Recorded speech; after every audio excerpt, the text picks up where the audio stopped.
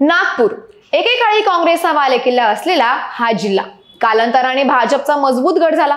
केंद्रीय मंत्री नितीन गडकरी, राज्याचे उपमुख्यमंत्री असलेल्या देवेंद्र फडणवीस यांच्यासारख्या अभ्यासू राजकारण्यांमुळे भाजपने नागपुरात आपला पक्ष मजबूत केला। त्यातच राष्ट्रीय स्वयंसेवक संघाचे मुख्यालय नागपुरातच आणि महाराष्ट्र भाजपचे प्रदेशाध्यक्ष सुद्धा नागपूरचेच असल्याने भाजपला फायदा झाला। तर दुसरीकडे महाविकास आघाडीकडेही नाना पटोले, अनिल देशमुख, विजय वडेट्टीवार, सुनील केदार, नितीन राऊत यांच्यासारखे दमदार नेते असल्याने यंदाच्या विधानसभेला नागपुरात काटेकी टक्कर पाहायला मिळणार हे मात्र नक्की आहे। काटोल ते सावनेर पर्यंत एकूण 12 विधानसभेच्या जागा नागपूर जिल्ह्यात आहे। या मतदारसंघात कोणाकोणाला आमदारकीचा गुलाल लागू शकतो याचाच घेतलेला हा सविस्तर आढावा। हॅलो, मी सेजल आणि तुम्ही पाहताय हॅलो महाराष्ट्र। सर्वात आधी जाणून घेऊया देवेंद्र फडणवीस यांच्या नागपूर दक्षिण पश्चिम मतदारसंघाविषयी। 2009 पासून फडणवीस यांनी नागपूर दक्षिण पश्चिम मतदारसंघाचं प्रतिनिधित्व केलं। याच मतदारसंघातून ते मुख्यमंत्री पदापर्यंत गेले। आजही फडणवीस हेच महाराष्ट्र भाजपचे बॉस आहे। मात्र लोकसभा निवडणुकीत फडणवीसांच्या बालेकिल्ल्यातूनच भाजपला अपेक्षित लीड मिळालं नाही।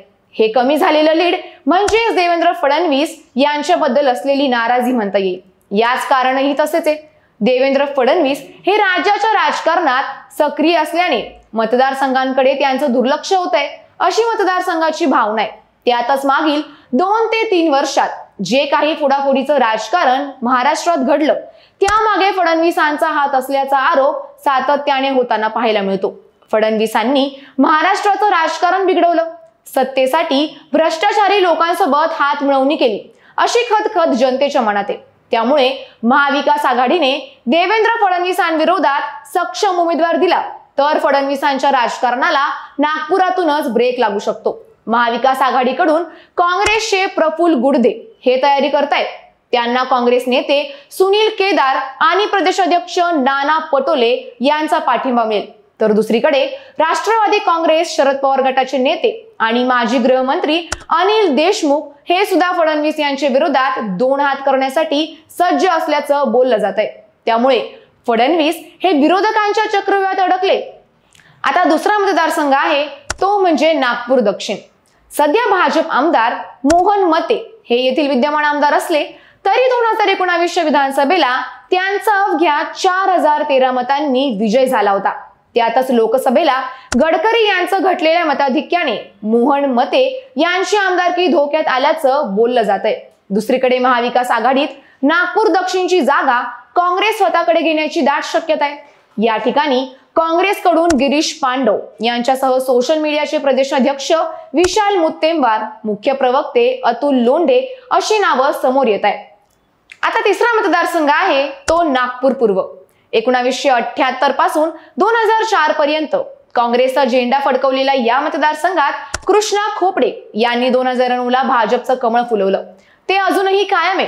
कृष्णा खोपडे यांनी सलग 3 वेळा आमदारकी भूषवली असली तरी मतदारसंघातील रस्ते आणि अनधिकृत लेआउटची समस्या अजूनही कायम आहे। ग्रामीण भाग असल्याने मूलभूत सुविधांचा अभाव या ठिकाणी पाहायला मिळतो। तर दुसरीकडे महाविकास आघाडीत नागपूर पूर्व वरून काँग्रेस आणि शरद पवारांच्या राष्ट्रवादीत चढाओढ पाहायला मिळते। शरद पवारांच्या राष्ट्रवादीने पूर्व नागपूर विधानसभा मतदारसंघाची मागणी केली असल्याची चर्चा आहे। मात्र तरीही काँग्रेस यंदाही ही जागा लढवण्यावर ठाम आहे। चौथा मतदारसंघ आहे तो नागपूर मध्य। सलग 3 टर्म आमदार राहिलेल्या भाजपच्या विकास कुंभारे यांचा हा मतदारसंघ। मात्र याच कुंभारेंचा पत्ता कट होतोय की काय अशी भाजपमध्ये चर्चा सुरू आहे। मतदारसंघातील रस्ते लहान असल्याने येथे वाहतुकीची मोठी समस्या आहे। यासोबतच रस्ते आणि ड्रेनेज साठीचाही मोठा प्रश्न आहे। 2019 विधानसभा निवडणुकीत भाजपच्या विकास कुंभारे आणि काँग्रेसच्या बंटी शेळके यांच्यात सामना झाला होता। त्यात विकास कुंभारे यांचा अवघ्या 4000 मतांनी विजय झाला होता। त्यामुळे यंदा बदललेल्या वातावरण निर्मितीचा फटका कुंभारे यांना बसण्याची दाट शक्यता आहे। महाविकास आघाडीने योग्य उमेदवार दिल्यास या ठिकाणी भाजपला दणका बसू शकतो। आता 5वा मतदारसंघ आहे तो म्हणजे नागपूर पश्चिम। काँग्रेस आमदार विकास ठाकरे यांचा हा मतदारसंघ। मतदारसंघात कुंभी समाजाचे प्राबल्य जास्त आहे। विकास ठाकरे यांनी आमदारकीच्या माध्यमातून पाण्याच्या व्यवस्थेत सुधारणा, सांडपाणी निस्सारण प्रणालीत बदल, उद्याने, समाजभवन, योगा शेड्स, ग्रंथालये, ग्रीन जिम्स, खेळाची मैदाने, सिमेंट कॉन्क्रीट रस्त्याची बांधणी, रस्त्यावर दिवे आणि हायमास्ट पोल्स यासारख्या सुविधा विकास ठाकरेंनी मतदारसंघात उभारल्या. काँग्रेस प्रदेशाध्यक्ष नाना पटोले यांची भक्कम साथ विकास ठाकरेंना आहे. दुसरीकडे भाजपकडून माजी नगरसेवक भूषण शिंगणे, माजी महापौर नंदा जिचकार, सुरेंद्र पांडे, दयानंद तिवारी, नरेश बर्डे, माया इवनाते यांची नावं सुद्धा चर्चेत आहे. 6वा मतदारसंघ आहे तो म्हणजे नागपूर उत्तर. काँग्रेसचे नितीन राऊत यांचा बालेकिल्ला. अनुसूचित जातीसाठी राखीव असलेल्या उत्तर नागपूर विधानसभा मतदारसंघात नितीन राऊत यांना शह देण्याचे मोठे आव्हान भाजप आणि महायुती समोर राहणार आहे. भाजपकडून माजी आमदार डॉक्टर मिलिंद माने, माजी नगरसेवक संदीप गवई, संदीप जाधव आणि ॲडव्होकेट धर्मपाल मेश्राम इच्छुक आहे. तर काँग्रेसकडून नितीन राऊत यांनाच उमेदवारी मिळणार हे मात्र ठरलंय. नितीन राऊत यांचा मतदारसंघावर असलेला प्रभाव बघता भाजपचा निभाव त्यांच्या समोर लागणार नाही असंच मतदारसंघातील चित्र आहे. 7वा मतदारसंघ आहे तो म्हणजे काटोल. शरद पवार गटाचे नेते अनिल देशमुख यांचा हा बालेकिल्ला.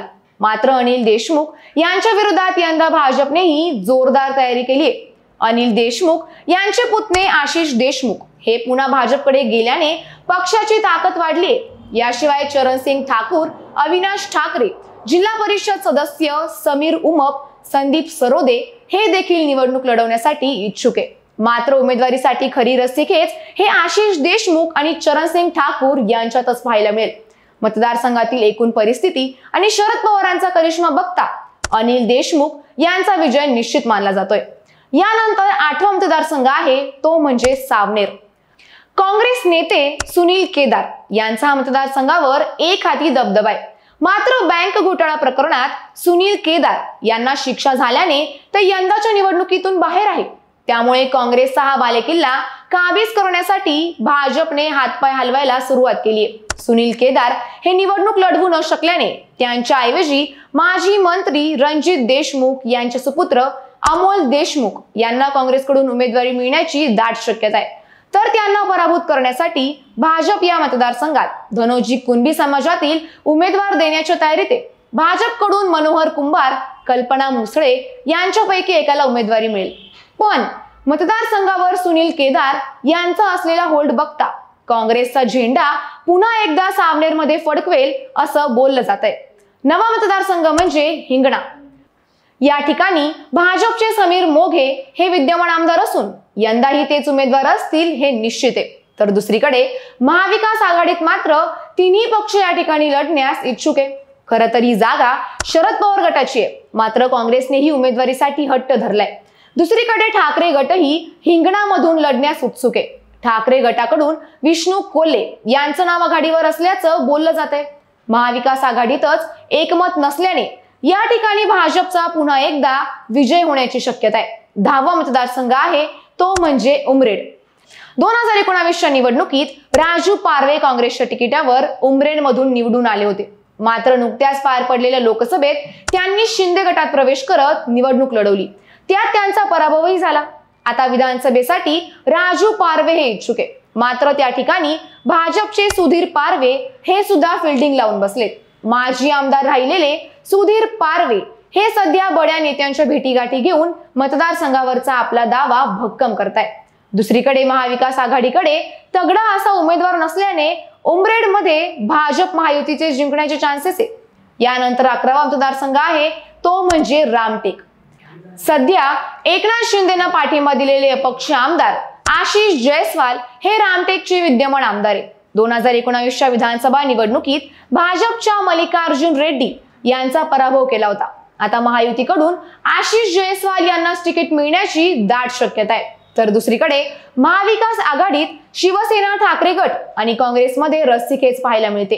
काँग्रेसचे राजेंद्र मुळीक यांनी निवडणुकीची तयारी सुरू केली आहे. मात्र रामटेक लोकसभा काँग्रेसला सोडली पण आता विधानसभा देणार नाही असं उद्धव ठाकरेंनी ठणकावून सांगितलंय. त्यामुळे या ठिकाणी ठाकरेंच्या दोन्ही शिवसेनेत सामना होण्याची दाट शक्यता आहे. सध्या तरी आशिष जयस्वाल यांचं पारडं रामटेकमध्ये जड वाटतंय। आता शेवटचा मतदारसंघ आहे कामठी विधानसभा। या ठिकाणी 2004 पासून 2019 पर्यंत चंद्रशेखर बावनकुळे हे आमदार होते। मात्र 2019च्या विधानसभेला बावनकुळे यांचं तिकीट कापून टेकचंद सावरकर यांना भाजपने निवडून आणलं। हे भाजपचे परिषदेचे असल्याने कामठीमधून हेच उमेदवार असतील असं बोललं जातं।